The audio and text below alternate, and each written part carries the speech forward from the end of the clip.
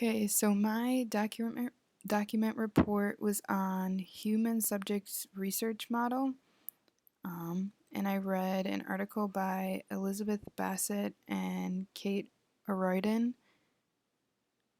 and it was entitled Ethics of Internet Research Contesting the Human Subjects Research Model.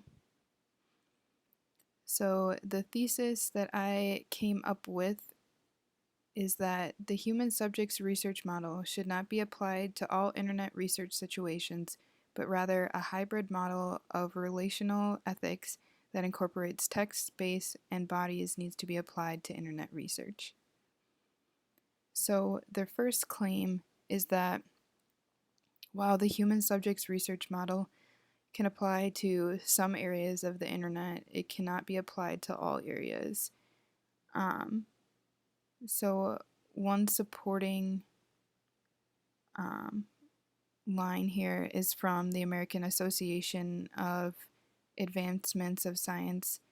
They stated that the internet is exclusively a site of community and interpersonal interaction without greater elaboration of what is meant by the internet.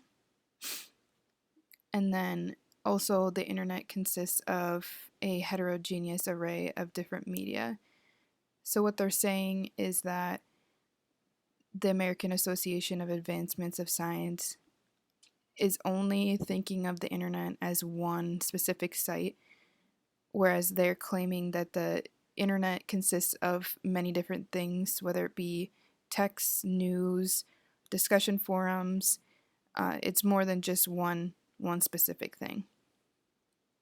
Their second claim is that the use of spatial metaphors in descriptions of the internet has shaped the adoption of the human subjects research model. The first supporting detail is that many internet content providers develop the use of spatial metaphors in the branding and packaging of their products. So, an example of this is claiming that their page is a homestead, or it's private, it's their site, things like that. And then another supporting detail is that the use of spatial metaphors gives the illusion that the web page is a space for control and safety, when in reality, anyone can access that web page, anyone can see anything that they're posting. It's not just a site for that specific group. Other people may be able to see it.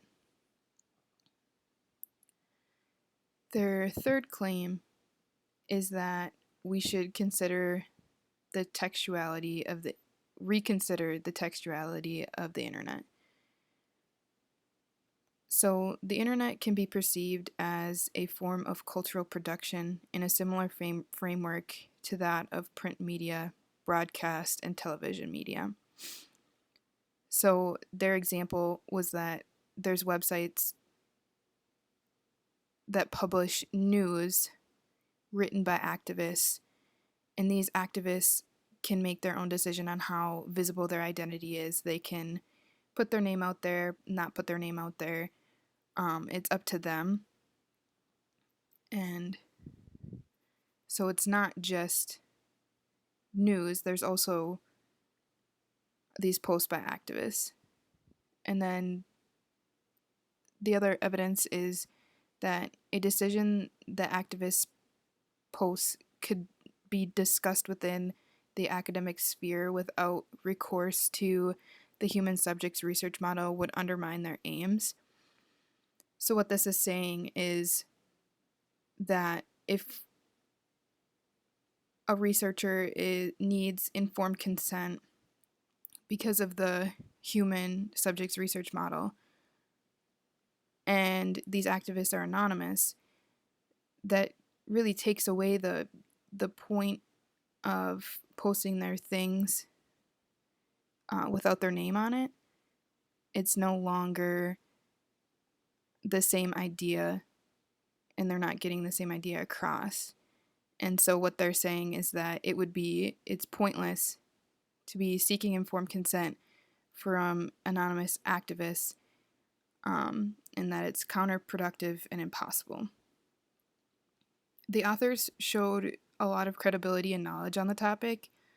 Um, they actually have done their own research on internet research. So they did a research on a lesbian forum site, and they used a lot of that to back up and validate the conclusions that they were making.